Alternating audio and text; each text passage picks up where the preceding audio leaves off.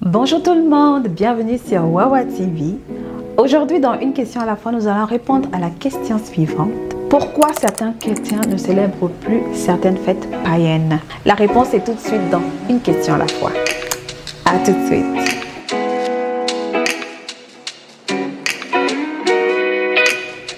La raison principale vient de la question des origines de ces fêtes. Et lorsqu'on parle de l'origine de ces fêtes, ça nous amène tout de suite à embarquer dans la question du syncrétisme religieux.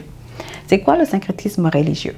Le syncrétisme, c'est une hybridation, un bricolage, un mélange, une fusion des différentes cultures et cultures pour en faire une nouvelle synthèse. Pour faire simple, c'est prendre les éléments de la culture païenne pour les intégrer et les modifier afin qu'elles soient conformes à la culture d'une religion, en l'occurrence, dans notre cas, à la culture chrétienne.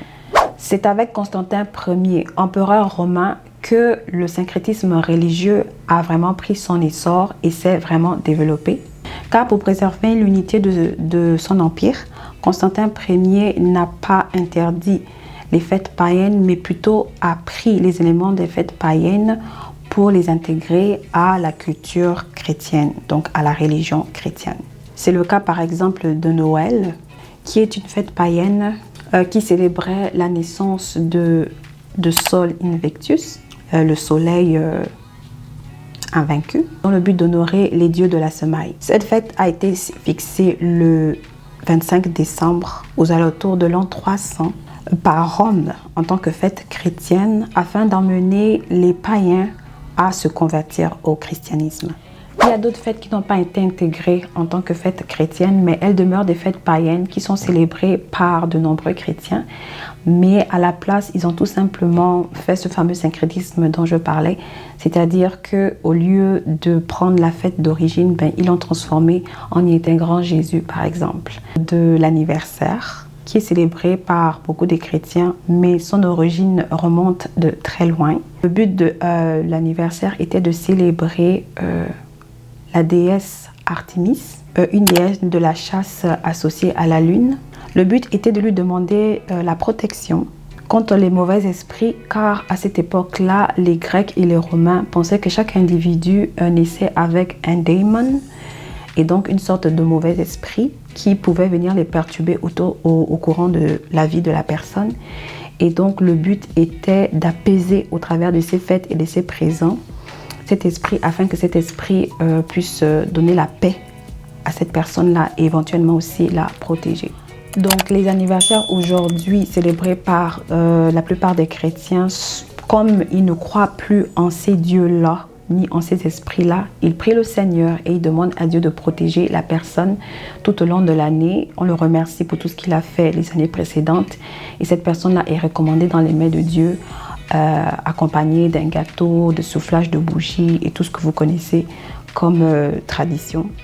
On a un autre exemple qui est le Nouvel An. Sans aller trop loin dans le temps, alors cette fête consistait à honorer le dieu Marduk, le dieu donc de la récolte dans la Babylone. Et un peu plus tard, avec Jules César, qui a décrété que le 1er janvier devait être la fête du Nouvel An qui était dédiée au dieu Janus. Pour les chrétiens qui la célèbrent aujourd'hui, elle est intégrée comme étant la fameuse nuit de la traversée.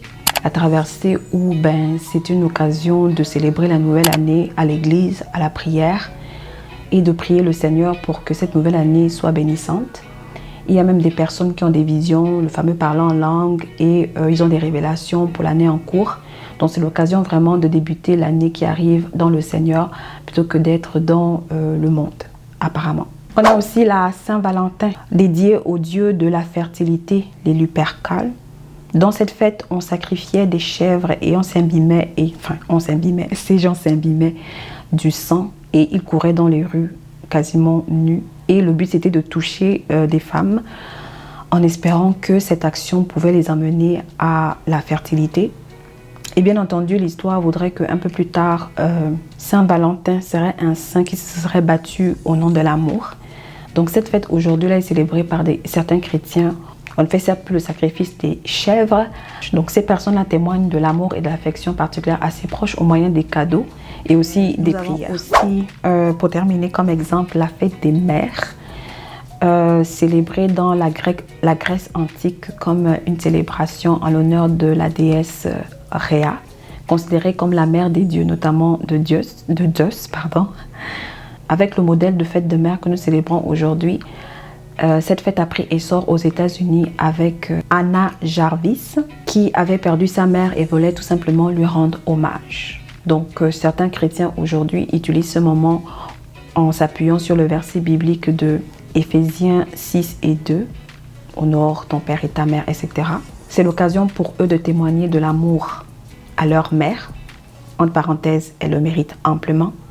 Mais est-ce vraiment nécessaire d'attendre la fête des mères pour honorer nos parents? C'était juste une parenthèse qui a par rapport. Donc on célèbre les mamans en priant pour elles, en leur disant combien de fois elles sont des personnes extraordinaires. Et on les recommande dans les mains de Dieu afin qu'elles puissent continuer à demeurer fortes et engagées comme elles savent si bien le faire. Dans tous les cas, c'est la résistance des peuples païens face à leur pratique de leur culte païen qui a emmené les hommes de Dieu de l'époque à christianiser les différentes fêtes dans le but de les amener à se convertir. Cette stratégie a privilégié la récupération et la réinterprétation plutôt que de tout simplement détruire de manière pure et simple les cultes qui ne rendaient pas gloire à Dieu. C'est justement ce point-là qui dérange beaucoup les chrétiens qui s'opposent catégoriquement à ce type de célébration-là. Pour ces chrétiens-là, j'insiste vraiment sur le terme ces chrétiens parce que je sais que ce ne sont pas tous les chrétiens qui ont de la rigueur quant aux différentes fêtes païennes et aux différentes fêtes dites chrétiennes qui sont tirées, qui ont les origines païennes au fait.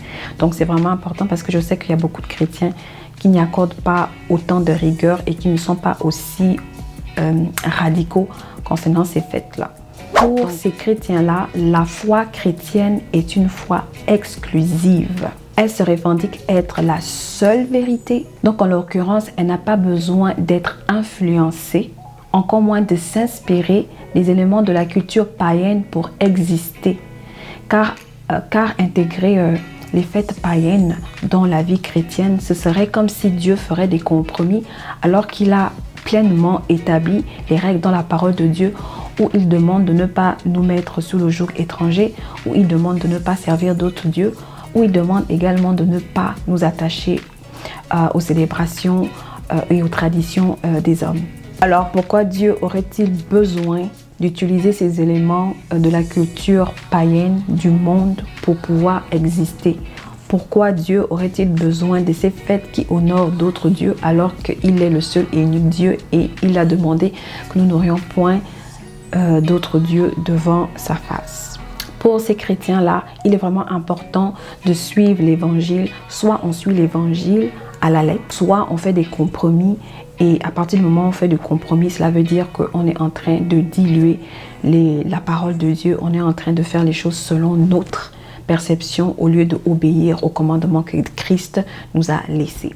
Alors vous, quelle sorte de chrétien êtes-vous? Est-ce que vous êtes le type de chrétien qui ne tient pas rigueur à ses fêtes, à ses origines et qui dit que malgré tout, même si ces fêtes sont d'origine païenne, ben, je vais les célébrer en changeant la donne comme j'ai expliqué précédemment, en mettant Jésus dans toutes les célébrations? Ou vous êtes plutôt chrétien qui est très radical par rapport à ça et qui s'est dit si l'Éternel a dit de ne pas le faire, c'est que je ne devrais pas le faire?